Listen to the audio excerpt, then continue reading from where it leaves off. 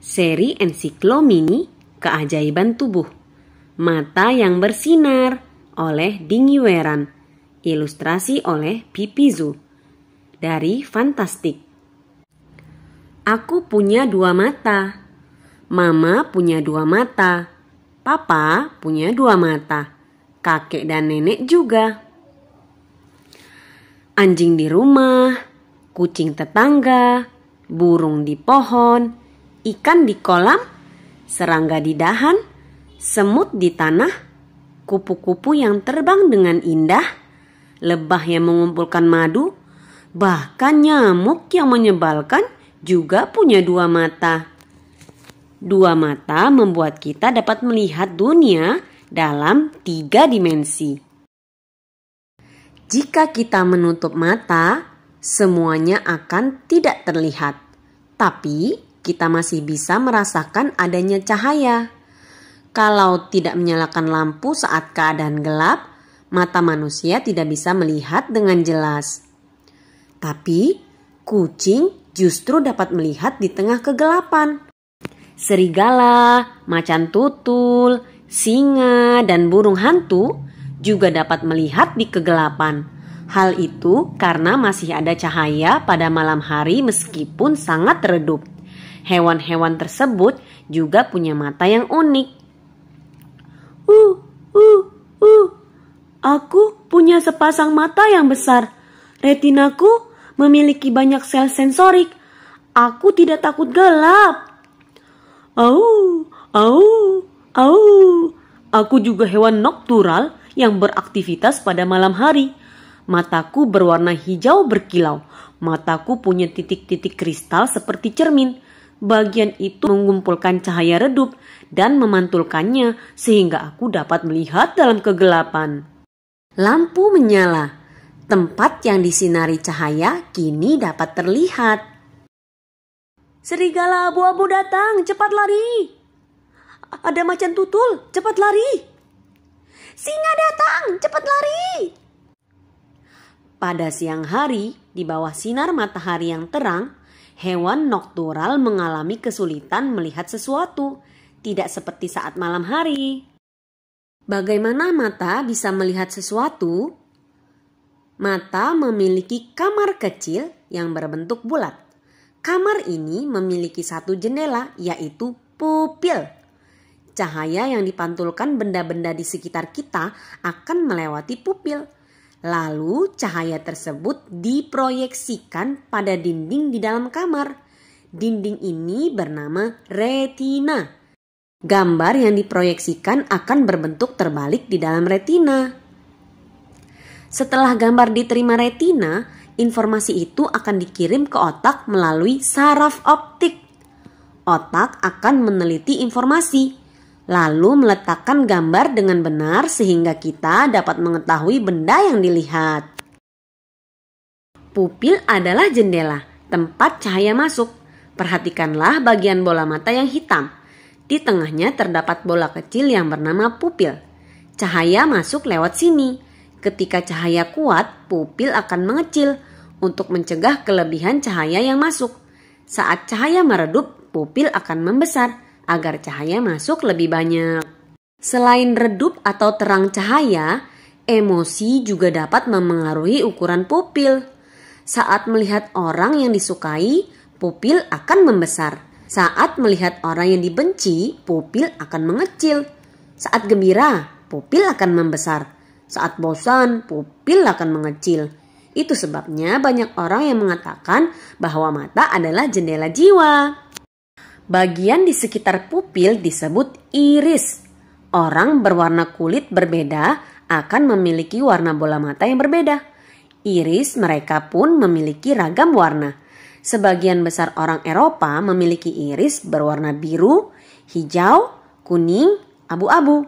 Sebagian besar orang Asia dan Afrika memiliki iris berwarna hitam atau coklat. Beberapa hewan memiliki mata yang unik.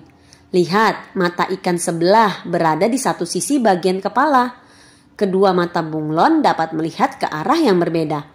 Elang memiliki mata yang dapat melihat tempat yang amat jauh. Capung memiliki mata majemuk yang terdiri dari banyak mata kecil. Mata itu bulat. Pejamkanlah matamu, lalu sentuh perlahan. Menurutmu, apakah matamu bulat? Walaupun letaknya tidak berubah, mata kita bisa berputar dengan bebas. Ya, bisa. Kamu bisa melihat ke kiri, ke kanan, ke atas, dan ke bawah. Selain itu, mata bisa berputar. Kenapa mata dapat berputar dengan mudah? Bagaimana mata bisa berputar dengan lincahnya? Mata memiliki banyak otot di sekitarnya. Saat otak memberi perintah pada mata untuk melihat ke satu arah, otot-otot tersebut akan menggerakkan mata ke arah yang diminta.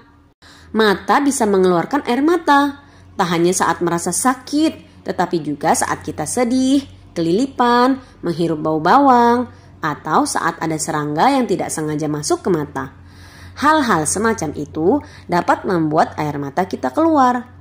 Air mata dapat membersihkan mata, membasuh benda asing yang masuk ke dalam mata, dan menghilangkan debu serta kuman yang masuk ke mata. Bulu mata membantu kita menghalangi debu, pasir, serangga kecil, dan air hujan masuk ke dalam mata. Di atas mata ada alis. Aku punya alis yang tipis. Bagaimana dengan alismu? Apakah alis memiliki kegunaan? Tentu saja, alis mencegah keringat dari dahi mengalir ke dalam mata. Jadi jangan sembarangan mencabut alis ya. Ada alis lengkung, alis tebal, alis tipis. Terkadang mata dapat membuat kita bingung. Ayo kita bermain. Apakah kamu melihat dua lingkaran di dalam kotak? Lingkaran manakah yang lebih gelap? Lingkaran manakah yang lebih terang? Sepertinya lingkaran di sebelah kiri lebih gelap ya, padahal keduanya memiliki warna sama persis. Apakah kedua garis ini memiliki panjang yang sama? Sepertinya garis yang di atas sedikit lebih panjang ya, padahal panjang keduanya sama loh. Perhatikan kedua lingkaran merah ini. Menurutmu, mana yang lebih besar? Yang kanan sepertinya sedikit lebih besar. Sebenarnya keduanya sama besar loh. Perhatikan tangga di dalam gambar. Gambar ini ciptaan Maurits Cornelis Escher. Coba tebak manakah lantai bawah dan manakah lantai atas. Mata sangat penting. Mata membuat kita melihat langit biru, awan putih, pohon besar, dan rerumputan. Kita dapat melihat bulan dan bintang, gunung dan air jernih, juga anjing kecil yang mengejar kucing. Teleskop ruang angkasa membantu kita melihat hal-hal yang berada di luar angkasa. Mikroskop membantu kita melihat hal-hal yang tidak mudah terlihat oleh mata kita. Mata sungguh luar biasa. Lindungilah matamu baik-baik.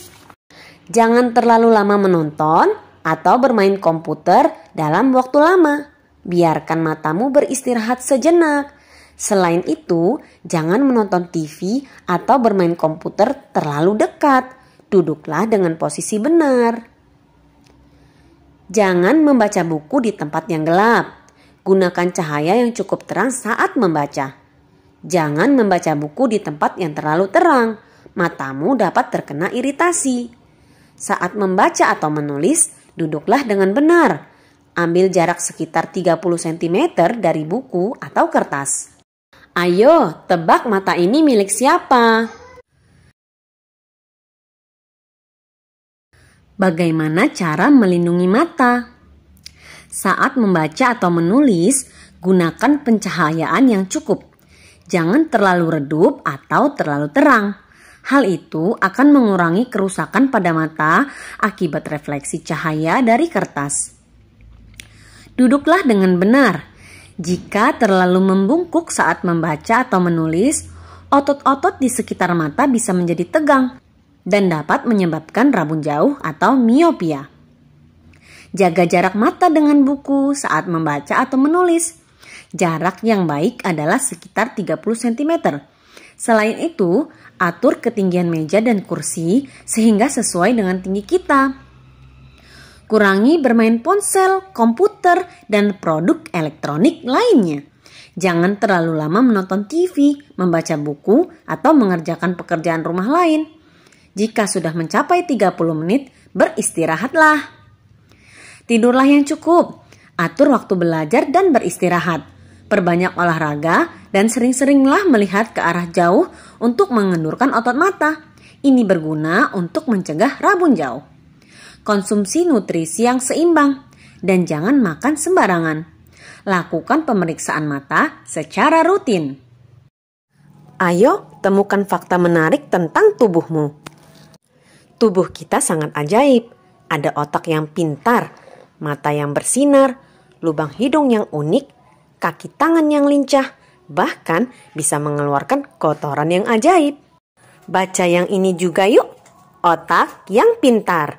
Oke, di Wozel Family berikutnya.